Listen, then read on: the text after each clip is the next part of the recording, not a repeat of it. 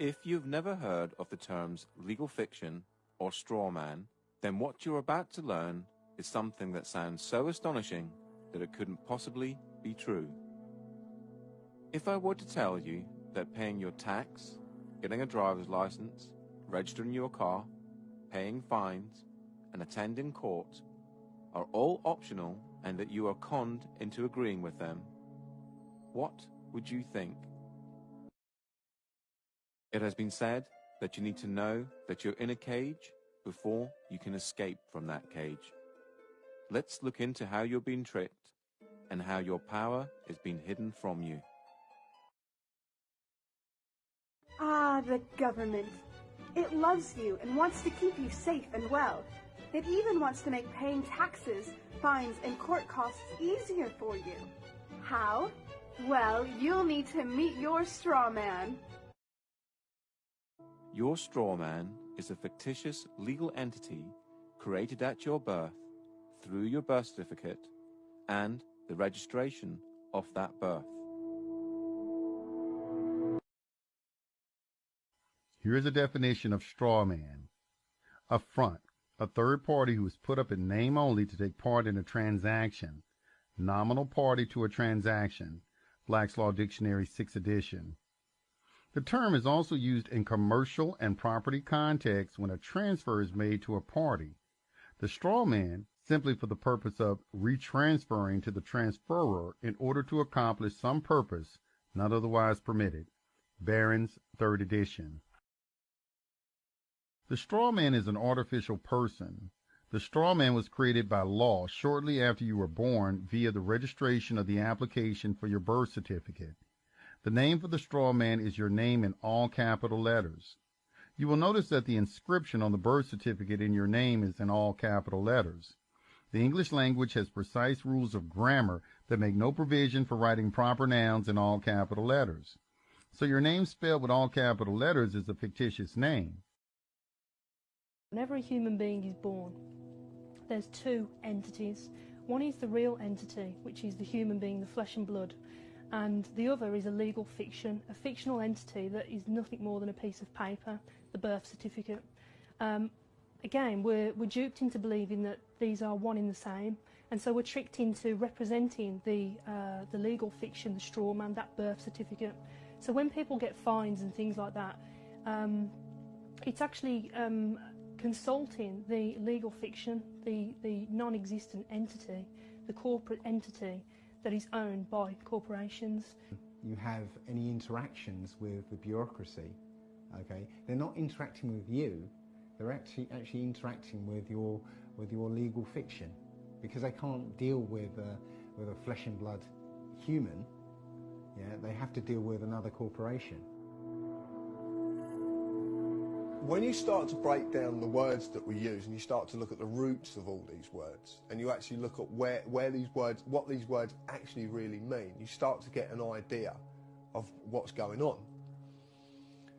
The word corporation is very, very specific because it's corp and oration, it's dead speak. So a corporation is something that's dead. It's an entity that exists only in a legal framework. It doesn't exist in any other framework at all. It only becomes an entity through legal mechanisms and legal means. In essence, when you were born and far too young to understand, a company with your name was created through your birth certificate. When your parents registered your birth, they actually created a company and handed ownership of that company and you over to the state. It is important to remember that your parents were tricked and had no idea this was happening.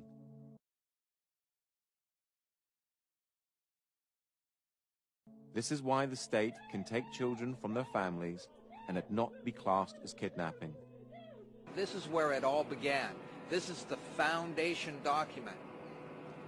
All identification is generated from this document.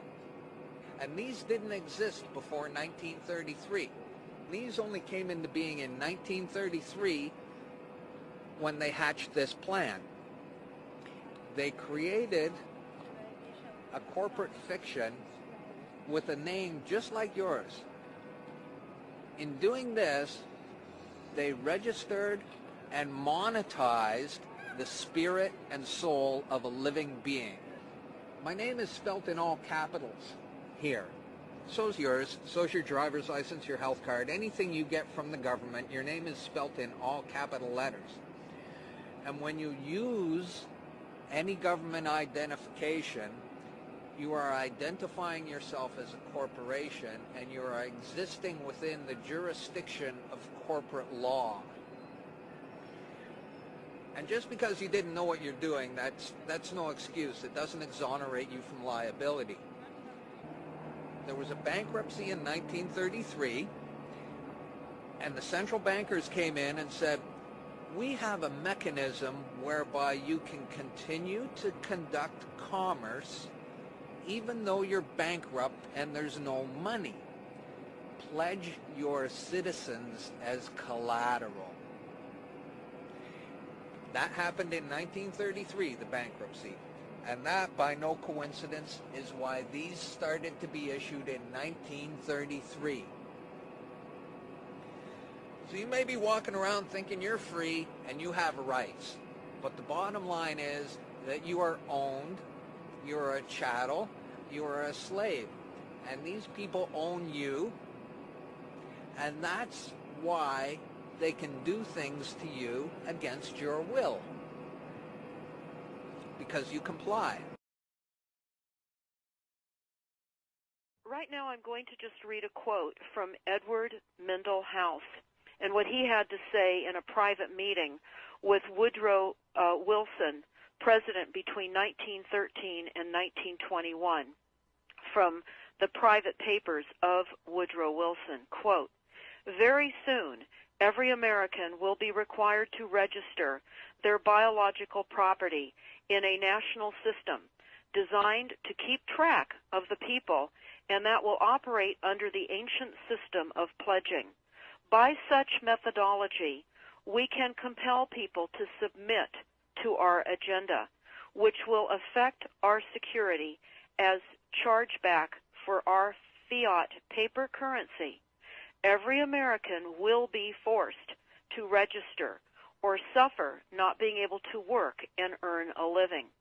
They will be our chattel, and we will hold the security interest over them forever by operation of law merchant under the scheme of secured transactions. Americans, by unknowingly or unwittingly delivered the bills of lading to us, will be rendered bankrupt and insolvent, forever to remain economic slaves through taxation secured by their pledges. They will be stripped of their rights and given commercial value designated to keep us a profit that will be none the wiser. For not one man in a million could ever figure out our plans, and if by accident one or two would figure it out, we have in our arsenal plausible deniability. After all, this is the only logical way to fund government, by floating liens and debt to the registrants in the form of benefits and pledges. This will inevitably reap us huge profits beyond our wildest of expectations and leave every American a contributor to this fraud, which we will call social insurance.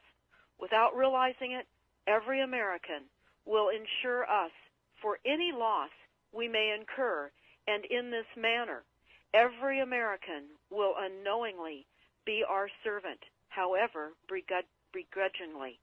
The people will become helpless without any hope for their redemption, and we will employ the high office of the President as our dummy corporation to foment this plot against America.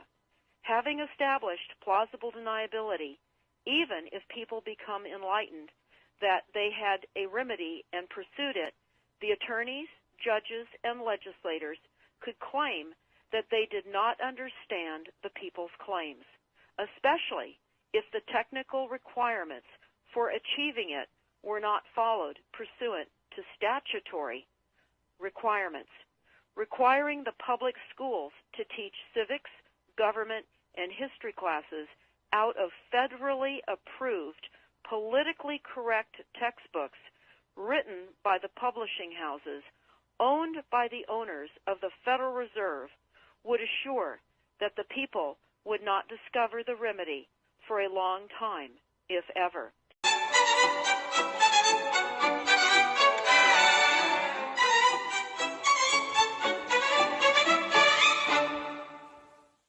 Ah, the government. It loves you and wants to keep you safe and well. It even wants to make paying taxes, fines, and court costs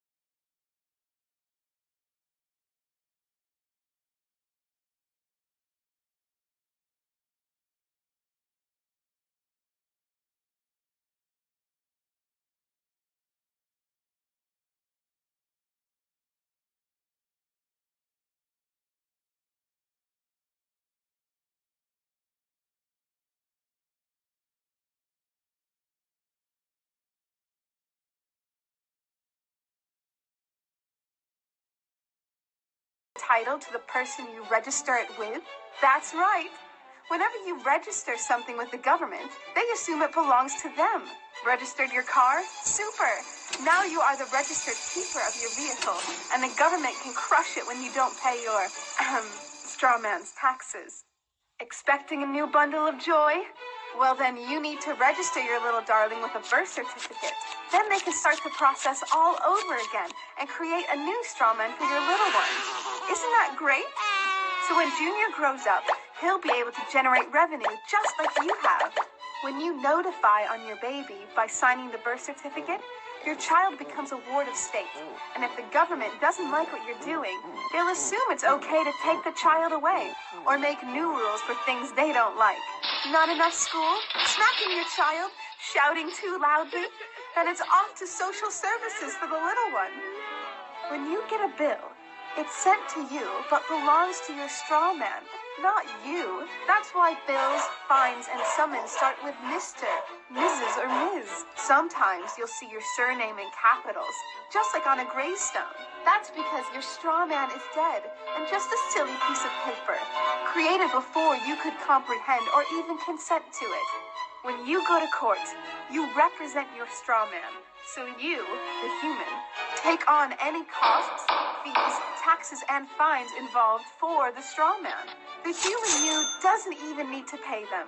But you made a contract with the court by appearing on behalf of your legal personality or straw man, just like the government knew you would.